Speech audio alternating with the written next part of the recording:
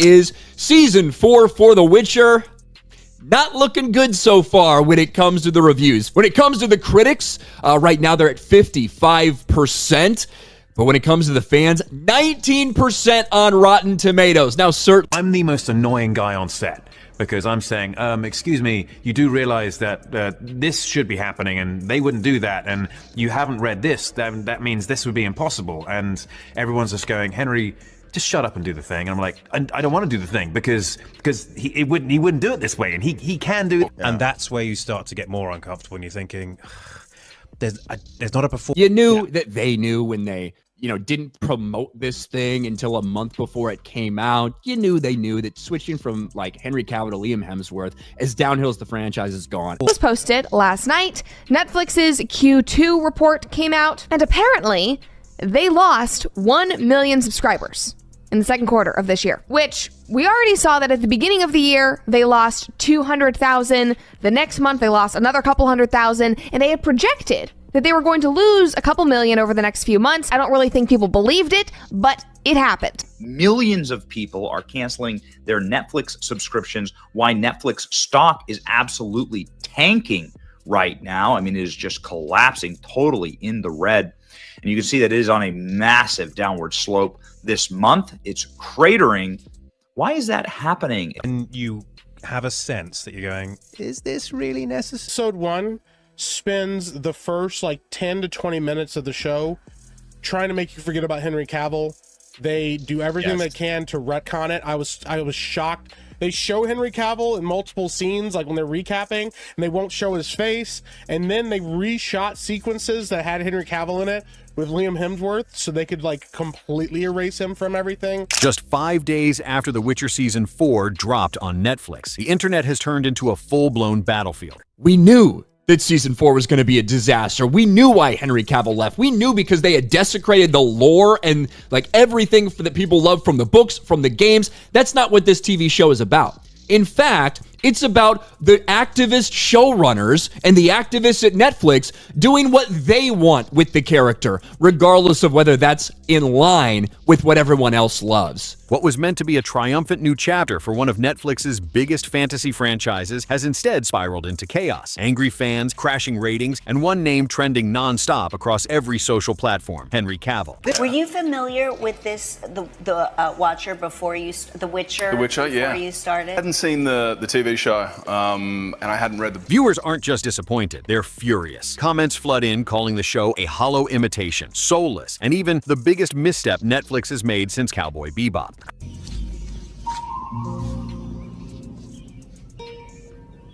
What the f is this piece of shit? But in the middle of this firestorm, something even more shocking happened. Reports began to spread that Liam Hemsworth himself confronted Netflix CEO Ted Sarandos after seeing just how badly the show was tanking. And while Netflix hasn't confirmed any of it publicly, the whispers coming from inside the company are painting a chaotic picture. Last-minute meetings, frantic calls with PR teams, and a growing sense of panic that this show, once seen as their next Game of Thrones, might be unsalvageable. But how did it all get to this point? How did one casting decision, one actor swap, ignite one of the most intense fan revolts Netflix has ever seen? To understand the outrage, you have to go back to the moment it all began, the day Henry Cavill walked away and Netflix risked everything on Liam Hemsworth. When Netflix announced The Witcher Season 4 back in 2022, excitement quickly turned into disbelief. Fans weren't celebrating new adventures in the continent, they were mourning the loss of the man who was Geralt of Rivia. For 3 seasons, Henry Cavill had carried that role like it was forged for him. His gravelly voice, his meticulous understanding of the source material, his almost obsessive respect for the books. To fans, he wasn't just an actor playing a role, he was the embodiment of Geralt. So when word came that Liam Hemsworth would be taking over, it felt like a betrayal. Social media exploded overnight. The hashtag #NotMyGeralt began trending within hours, and memes comparing Henry's stoic glare to Liam's movie star smile spread like wildfire. For a while, fans held out hope. Maybe, just maybe, Netflix would change its mind, but they didn't. Fast forward to October 30th, 2025. The new season finally drops, and almost immediately, the reviews are savage. Rotten Tomatoes audience scores plummet into the 40s. The subreddit r/TheWitcherNetflix is flooded with posts calling it unwatchable. Clips of Liam's first fight scene go viral for all the wrong reasons. Fans roasting the choreography, the tone, even the costume design. But beyond the memes, there's a deeper frustration. People feel like Netflix ignored them. Ever since Henry left, audiences had been warning that replacing him Liam would be the show's undoing. And now, just days after release, that prophecy seems to have come true. The criticism isn't just about Liam's performance, it's about the soul of the series. The cinematography feels flatter, the writing more generic, and the pacing off. Many longtime fans point to how much care Henry brought to every detail, correcting lore mistakes, pushing for more book-accurate storylines, and refusing to dumb down the dialogue. With him gone, fans say the show feels like an expensive fan fiction, pretty to look at but hollow inside. Across TikTok, videos comparing Cavill's Geralt to Hemsworth's have millions of views. Comments like "Henry carried the entire show on his back" and "Liam's trying, but it just isn't Geralt" dominate every thread. And as the criticism intensifies, Netflix's silence becomes deafening. No official response, no acknowledgement of the backlash, nothing. Meanwhile, entertainment analysts begin speculating about the show's budget, reportedly upwards of $120 million for the new season, and whether Netflix can justify that kind of investment if the fanbase abandons it. The platform's stock even dips slightly after opening week viewership numbers show a sharp decline compared to Season 3's premiere. For many, it's more than just a disappointing season. It's a breaking point, proof, in their eyes, that Netflix doesn't listen to its audience. And somewhere behind the scenes, Liam Hemsworth is watching it all unfold. But the question is, what's going through his mind as the internet tears him apart? For Liam Hemsworth, The Witcher was supposed to be his defining moment, a chance to step out from the shadows of his older brother Chris and finally earn his place as a leading man in a globally loved franchise. Netflix promoted him as the new face of Geralt, promising a fresh direction for the series. But the moment the first reviews dropped, that dream began to crack. According to sources close to the production, Liam wasn't prepared for the sheer scale of the backlash. Even before the premiere, fan accounts were dissecting every trailer frame, roasting his line delivery, and comparing his physique to Cavill's. What was meant to be a heroic reintroduction turned into a feeding frenzy. By day 2 of release, Liam had reportedly turned off all comments on his latest posts. Insiders claim that on October 31st, just one day after the season's debut, Netflix's internal Slack channels were in chaos. Marketing teams were scrambling to adjust campaigns, while the show's social media managers quietly paused paid ads after engagement rates nosedived. Meanwhile, Liam was stuck in the middle, the face of a show now branded as a failure. But here's where things take a darker turn.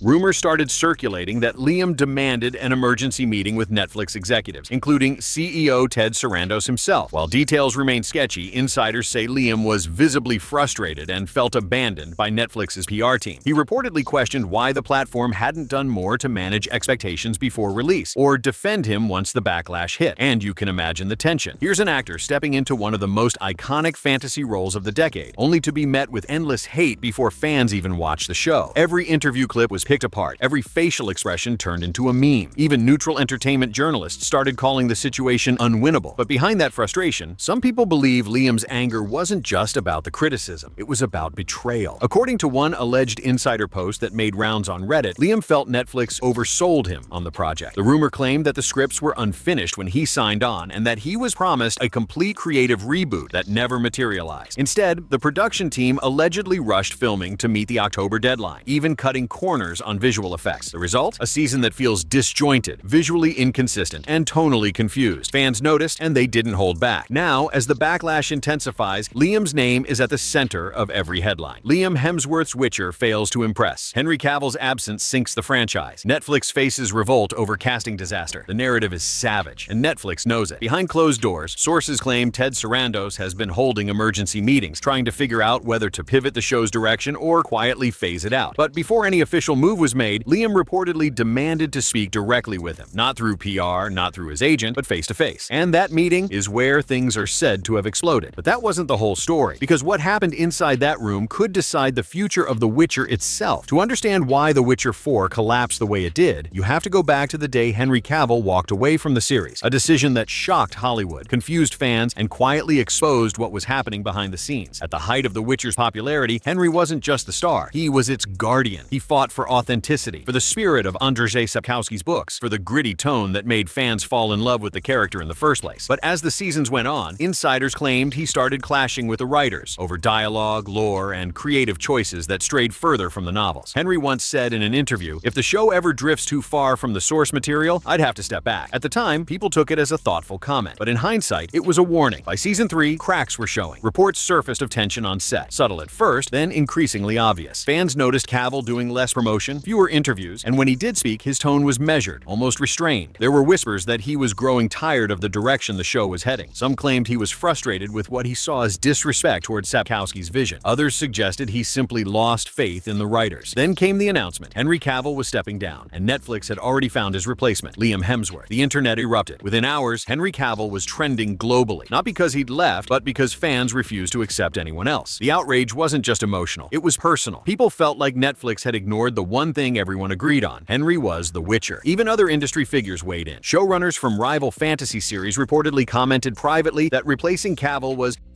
move, but Netflix pressed on, confident in their decision to refresh the series with new energy. Behind closed doors, though, Henry's departure left a vacuum. Cast members were divided, some loyal to Henry, others trying to adapt to Liam's arrival. The chemistry shifted, the tone of the production changed. By the time season 4 began filming, what had once been a tight-knit creative team now felt fractured, and fans could feel it. Every trailer, every promo shot, something was missing. The magic, the weight, the authenticity. People said it felt like watching a cover band play the hits, but without the soul of the original artist. But what really stung fans was how Netflix handled the news. There was no heartfelt send-off, no emotional tribute, just a clean corporate handoff. One press release announcing Liam as the new Geralt, as if viewers could simply adjust, and that cold, tone-deaf response became the seed of resentment that would grow for years. So, by the time The Witcher 4 finally premiered, that anger had matured into full-blown rebellion. Fans weren't just reacting to a bad season, they were finally getting revenge for what they saw as betrayal. And while Netflix tried to move forward, Henry's shadow never left. Clips from his seasons kept circulating. Side-by-side comparisons went viral, and every new episode reminded people of what they had lost. So when The Witcher 4 finally failed, it wasn't really about Liam Hemsworth. It was about the ghost of Henry Cavill, and the creative arrogance that pushed him away. But while fans were still arguing online, Liam was fighting a battle of his own, one that would soon turn very public. When Liam Hemsworth officially stepped into Geralt's armor, the internet practically held its breath. Could he pull it off? Could he survive the inevitable comparisons?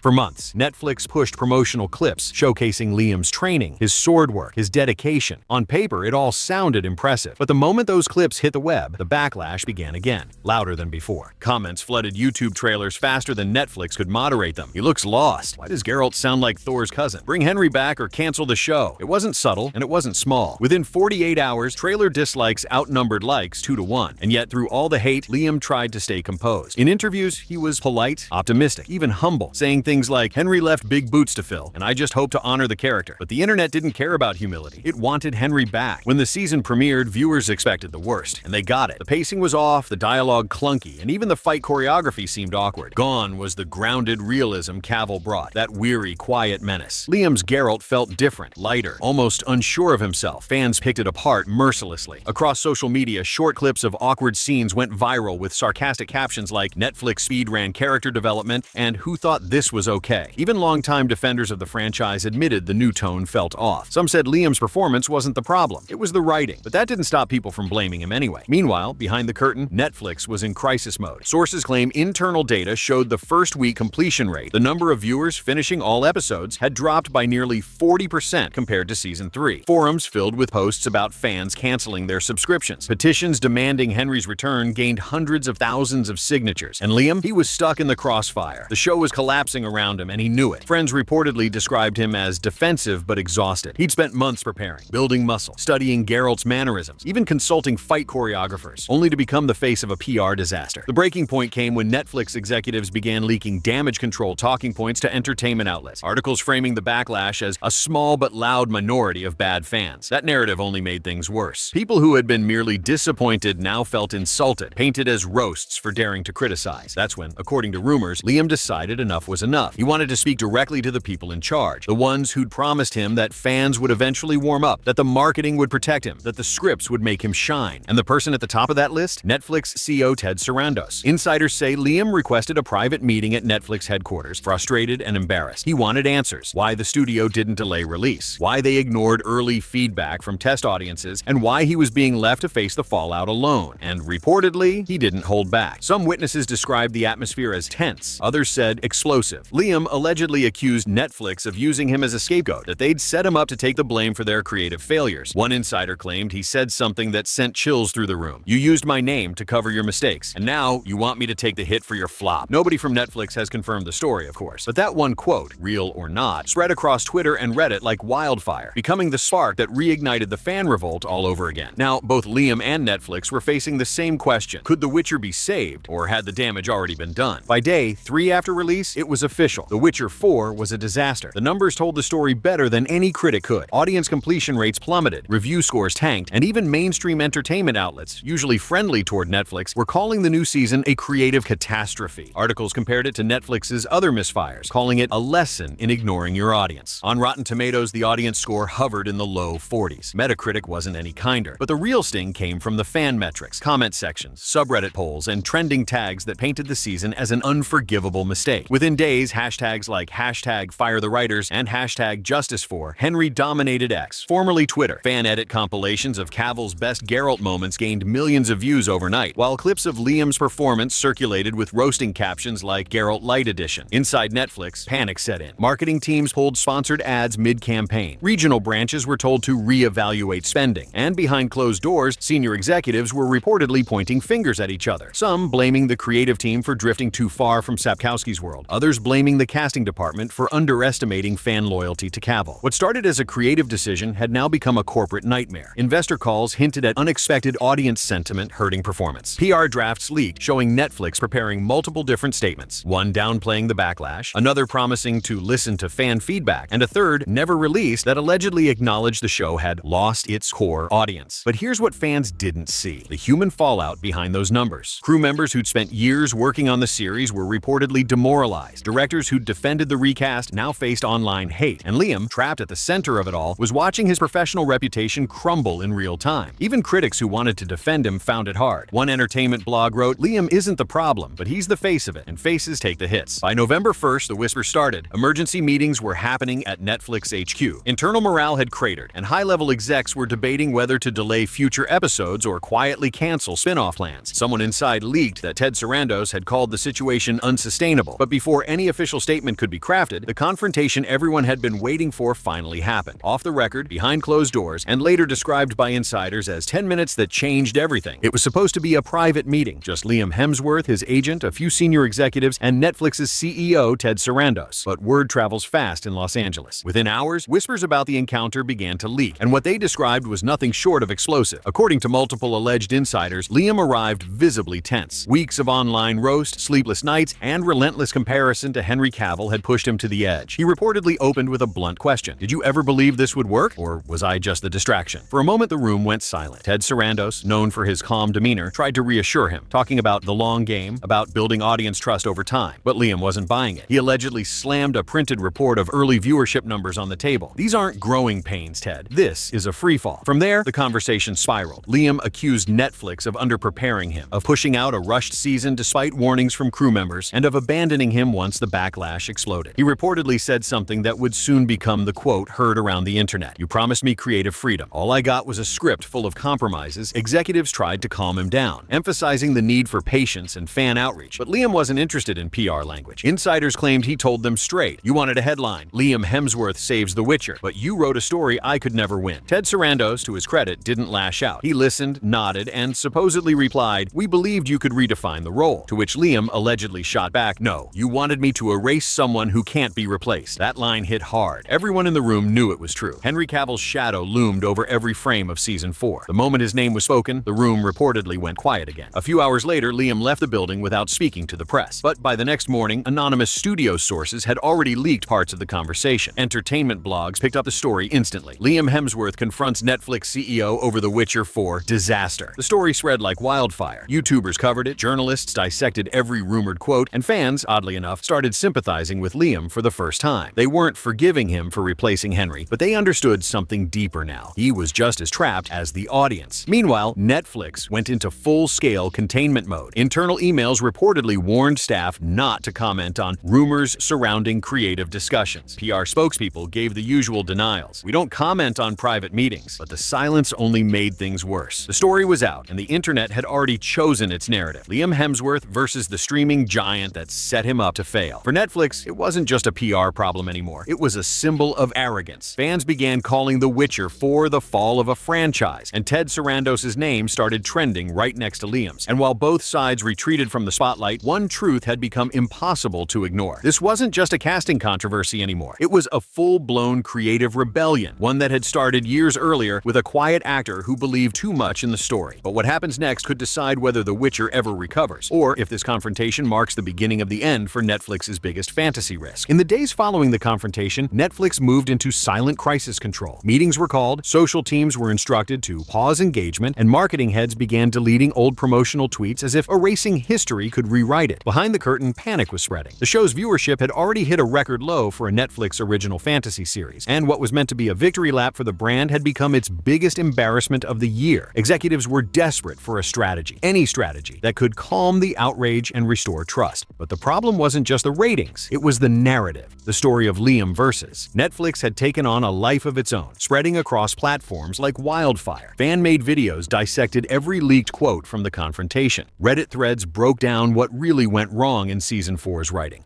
TikToks went viral comparing Liam's dialogue delivery to Cavill's stoic intensity, and every single one ended the same way. They shouldn't have replaced him. Internally, Netflix was torn between two bad options: publicly defend Liam and risk seeming out of touch, or quietly let him take the blame and move on. Either way, the fans weren't buying it. Even the most loyal Witcher supporters admitted Season 4 felt hollow, disconnected, like it was pretending to be something it wasn't. Then came the PR spin. Anonymous sources suddenly began appearing in entertainment magazines, claiming that Liam's version of Geralt will evolve in Season 5, and the creative direction is expanding the lore. But by then, no one cared about the lore. People wanted accountability. They wanted honesty. And when those statements failed, Netflix made its next move, quietly burying The Witcher 4 under a flood of unrelated promotions. Within a week, you couldn't even find it on the front page unless you searched for it directly. It was as if Netflix wanted the show to disappear. The cast too fell silent. No more press junkets, no more interviews, no cheerful Instagram behind-the-scenes posts. Everyone involved knew the truth. Season 4 was now a symbol of what happens when corporate confidence collides with fan loyalty. Meanwhile, Liam Hemsworth went dark online. His last post before disappearing was a short message thanking fans for their honesty and passion. It wasn't defensive, but it wasn't exactly grateful either. You could read between the lines. The man was exhausted. In the industry, people began calling it the Witcher effect, a reminder that even billion-dollar studios can't buy authenticity, that no matter how many algorithms or marketing campaigns you throw at it, once fans feel betrayed, you've already lost. But if Netflix thought the story was over, they were wrong, because even in silence, one name kept echoing across every forum, every headline, every fan conversation: Henry Cavill. No matter how Netflix tried to move on, the ghost of Henry Cavill haunted The Witcher 4 like a curse. His performance, his presence, had become the gold standard that every fantasy actor was now measured against. Every trailer without him felt incomplete. Every new episode a reminder of what had been lost. It wasn't just nostalgia, it was personal. Fans saw Henry as one of them, a gamer, a fan of the books, a protector of the lore. He wasn't just playing Geralt, he was Geralt. That connection was something no amount of star power or special effects could replicate. Clips of his best scenes still trend daily. Henry riding through the storm, his silent stare before battle, the emotion he carried with just a glance. And under every clip, the same comments repeat: he understood the assignment. He cared more than they did. They'll never replace him. Even insiders within Netflix reportedly started to admit it privately. One unnamed writer from the production team allegedly confessed, "We thought we could rebuild The Witcher without him. We were wrong." The irony? Henry Cavill had left with grace. No public anger, no bitterness, no confrontation. But now, his silence speaks louder than anything Liam or Netflix could ever say. And that's what makes this story hit so deep. Because beneath all the corporate spin and fan outrage lies a simple truth: authenticity can't be manufactured. When a show loses its heart, viewers feel it instantly. For Liam, this chapter might follow him for years, not as a failure, but as a lesson in how fragile fandom really is. For Netflix, it's a reminder that franchises aren't just brands, they're emotional contracts. And when you break that contract, the audience won't forgive easily. By the 5th day after release, The Witcher 4 wasn't just another flop. It had become a symbol of arrogance, of creative disconnect, and of what happens when storytelling forgets its soul. And maybe somewhere in all of this, there's a strange kind of justice. Because while Henry Cavill may have walked away quietly, the legacy he left behind spoke louder than any confrontation, any review, or any CEO statement ever could. Fans didn't just miss him, they mourned him. Because in their eyes, Henry wasn't replaced. He was erased, and the world noticed. So whether Netflix admits it or not, The Witcher 4 has become a case study in what happens when a company underestimates its audience. Liam Hemsworth may have been the one on camera, but it was Netflix's decisions that doomed the show. And as the fallout continues, one thing is painfully clear: no amount of corporate spin can slay the ghost of the real White Wolf, because some legends can't be recast.